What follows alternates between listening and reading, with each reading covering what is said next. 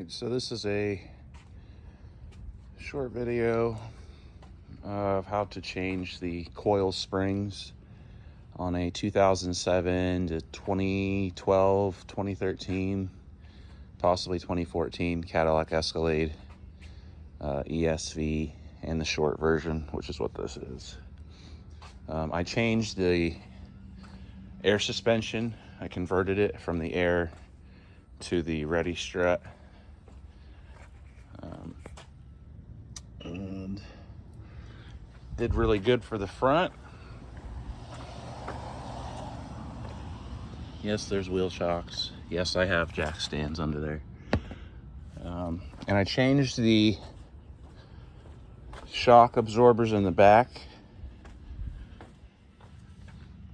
And what happened is I still have sag. Like I've got about that much, maybe an inch of clearance between the wheel and the fender. You can't see it's rubbed here, but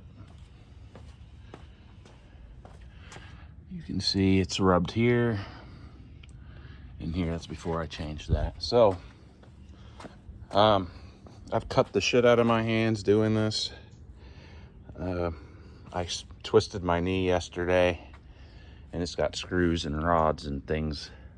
But here's the, I don't do too much talking. Here are the springs. I bought one of these from AutoZone, or rather I rented it. And they say if you don't return the rental, then we just charge you. And so I bought it. But I jacked the car up.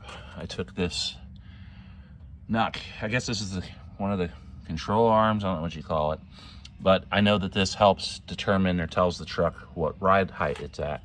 I also unbolted the cross arm, what is it? The tension arm. My mind's not working this morning.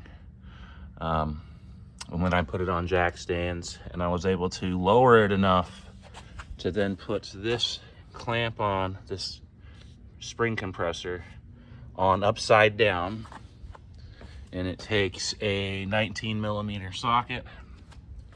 And then you have these little safety things inside so it doesn't bounce out at you. They say to use two, but there's no room to use two under there. So I was able to clamp it down enough. And then I used this just to pry it out. And then I was just short, just about 1/4 inch.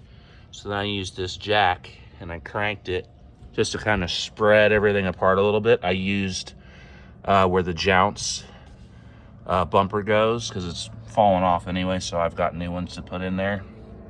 And that's a good place to, to spread it apart. So this hits the frame here, and then this here, and then this will spread everything apart to allow that spring to come out. Hopefully this helps everybody, or helps someone, I don't know. And then you've got the cushions. That's the top, and then this is the bottom. And it should go in like this.